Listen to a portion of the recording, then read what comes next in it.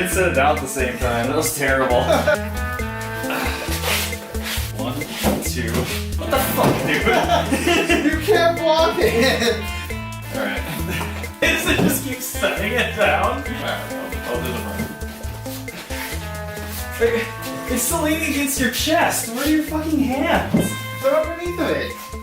Like, I have it way out here. Like, there's this much space between me But and you it. got little arms. God. You got little T-Rex arms. I got little T-Rex. Well, you got longer arms, which should mean you can hold it out further. It was fine.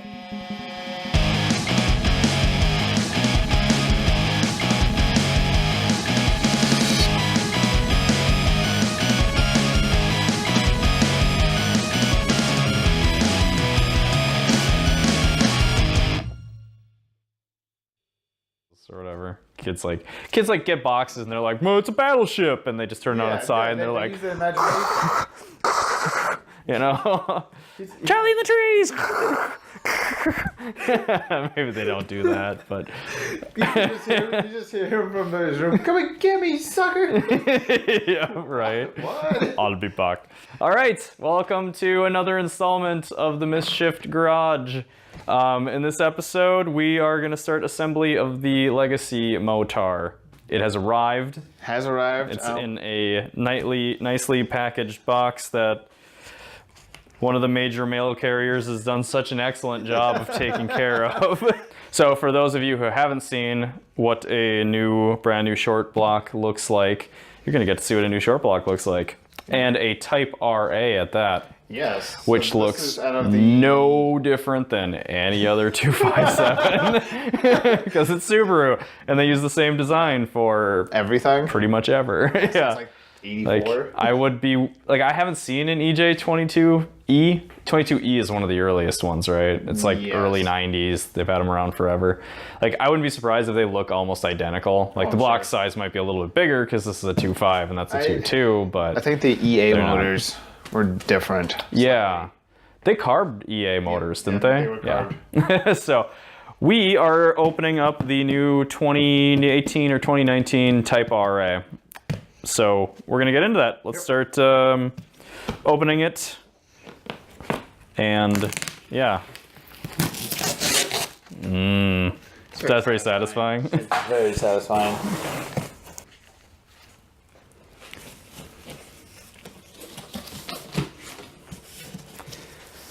Ooh. Look at this! So, I don't know if you guys know who Flatiron's Tuning is, but this is their logo. That's fantastic. Yeah. We have an invoice. Yep. There's probably gonna be some other parts in here as well. So it's good. Like the thing you were feeling that was beat up was. Don't just throw these. There's something wrapped in there. Yeah.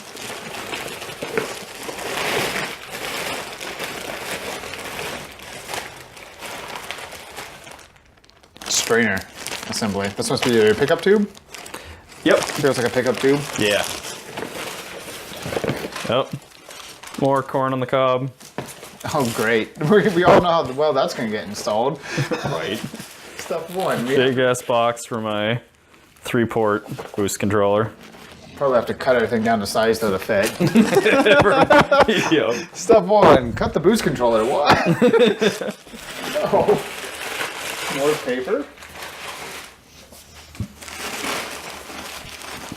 Why am I opening your stuff? I don't know. Do you want to take the camera? No, I'll take a camera. All right. So, yeah. Now we're getting there. Oh. It's like a snake of cardboard. Now this might be a thing. It's not. I honestly can't remember all the stuff that I ordered from them this time. That had writing on it. That's J-Pan writing. Okay, I think we're into it. You should film what's in the box.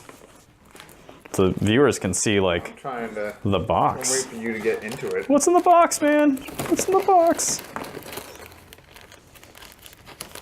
These are cool. a little bit easier to work with then. Yeah, you don't cut it and I slice your hand open. Yeah, but I'm impatient, so I'm just gonna cut this one.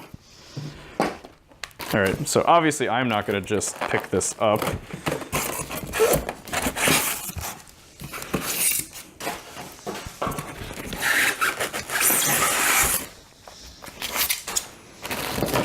It always amazes me how little these blocks actually are. Oh yeah, it looks like you have like 2 or 3 shoe boxes you can fit it in there. Yeah. So this is super nice. Like they actually wrap these things up with plywood. Well, not plywood, OSB. OSB and MDF. Nope, that'll work. All right, awesome. Well, we probably want to keep the wood underneath it.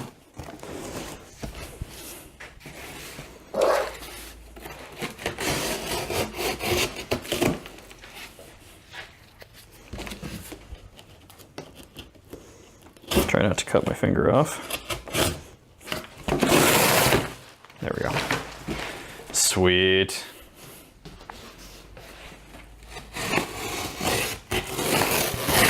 You getting excited, dude? Oh yeah. I'm excited.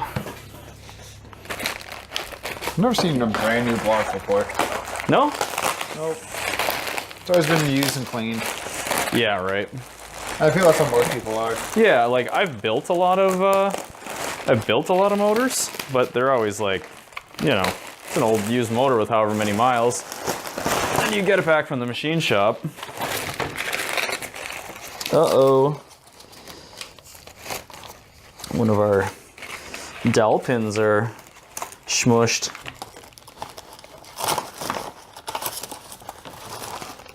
Block is okay though. A little scratch there. I always worry about that with shipping. That's the same corner too that had that hole in the box. Yeah.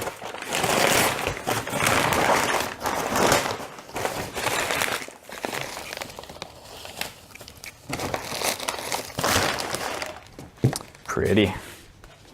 EJ25. No shit.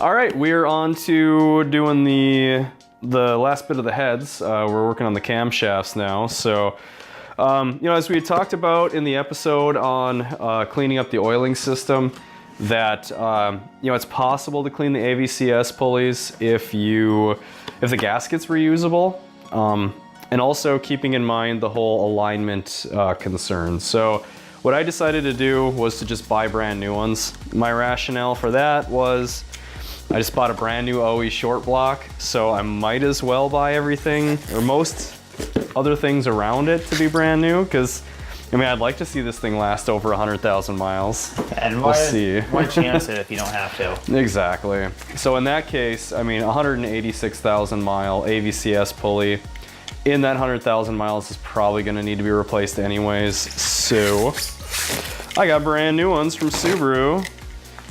Got these from Flatirons Tuning. They were a little over 150 bucks a piece, which was actually one of the cheapest places. I don't know if they cut me a deal because I spent a small fortune with them or what, but thanks guys. So brand new AVCS pulleys are going on. So there's a few steps to kind of lining everything up because your camshafts can be like 180 degrees off. In terms of just the alignment of it all, like you want to line up your cams first, then you want to bolt them down, then you want to put your covers on, and you'll need to use the AVCS pulleys to kind of help you with alignment because they have timing marks on them. So we've got the couple dashes there. Yeah, so you want to reference that. Do you have to time them to each other? So there's, it's just a little finicky. Yeah, exactly. So that's our next step. Also, when you're doing all of this stuff, I guess, I mean, there's a good chance that it's not uncommon for nuts and bolts and stuff to fall down the intake chambers here. We just use tape. You can use paper towel, but just be careful because it can rip when you go to remove it. But for sure, just block it off. I mean, rather be safe than sorry. Yeah. Don't have to take the heads back off because you drop something. Finding it out the hard way. Yep. You know, like best case scenario, maybe something gets sucked into the combustion chamber and kicked right back out, but that's probably not going to happen. It's probably going to bounce around in there. It's a washer or nut or something like that. Just kill your new motor. So, yeah, next step. Okay, so we're just going to tip this mother trucker up and do the thing. Right there. All right.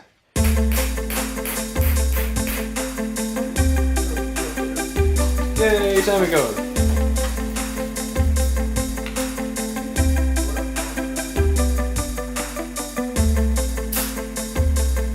Pretty good. Yep.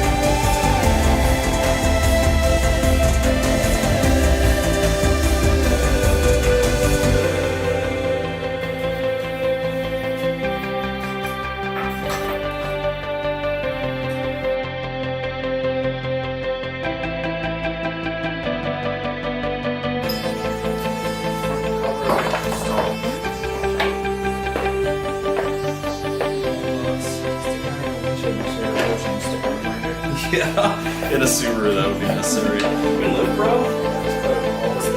Right, you want to take that.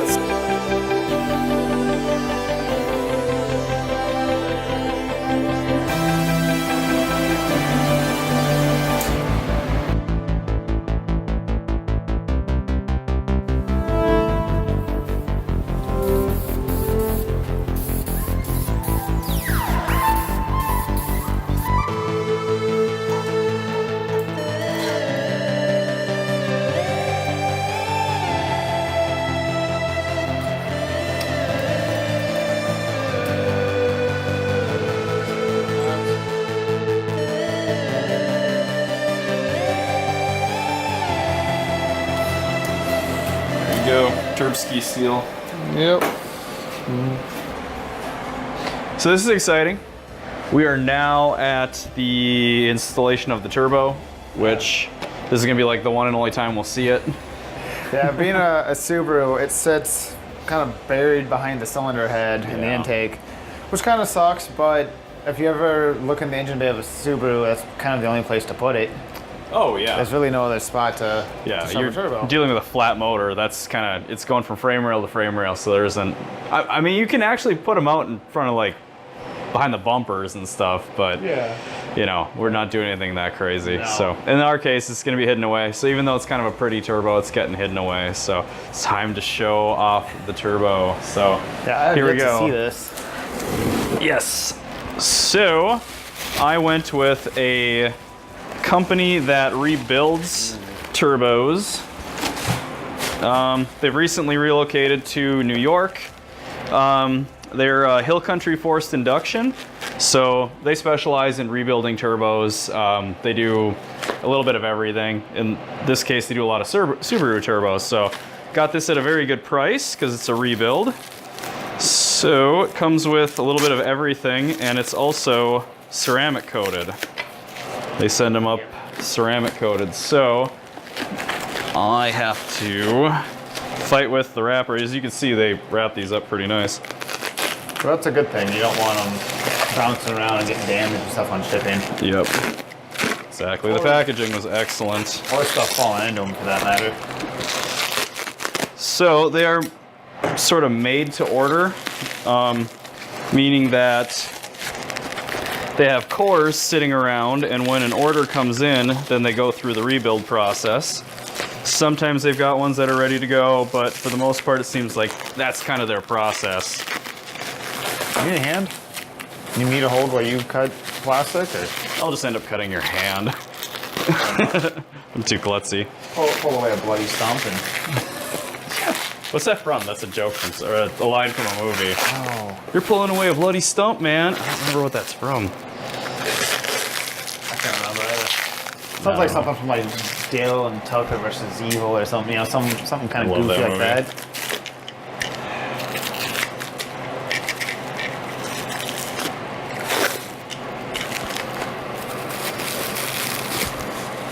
This is where having a table available would be nice. Yeah, we still have leftover parts kind of hanging out on our table, and Yeah. you need to go through everything.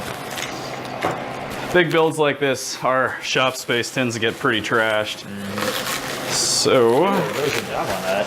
yeah. That's really impressive. They clean these up really nice. All right, so there we go, that's the pretty part. And the turbine housing is also ceramic coated. So it's not just, this is either a wrinkle finish powder coat or it's a ceramic coat, I can't quite recall, but the remainder of it is a ceramic coat. Parts they get real hot. Get here. Right Ta-da! Pretty, huh? It's awesome. Yeah. So that'll make all the power. And So noises. ready to go. So what we got here is a VF52.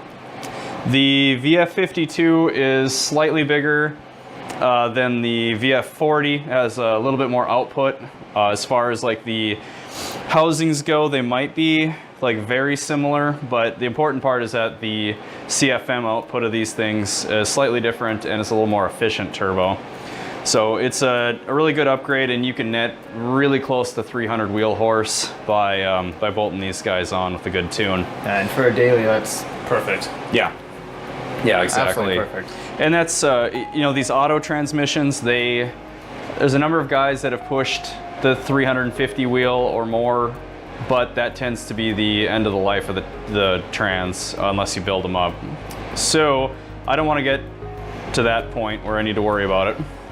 So I'm just gonna push this thing to, I don't know, somewhere around 300. It'll be plenty enough. It'll be a delight to drive and, you know, haul the family around with. So sweet, we're stoked to get this thing on now.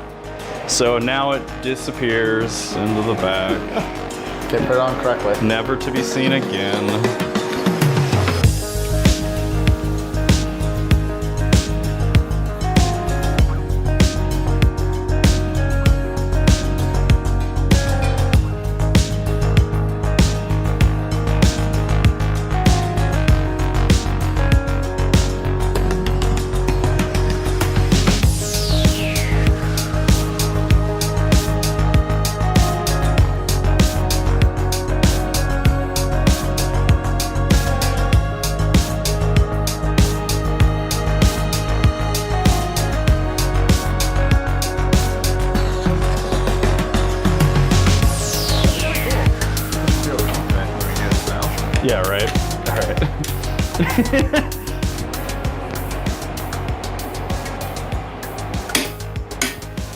All right. Awesome.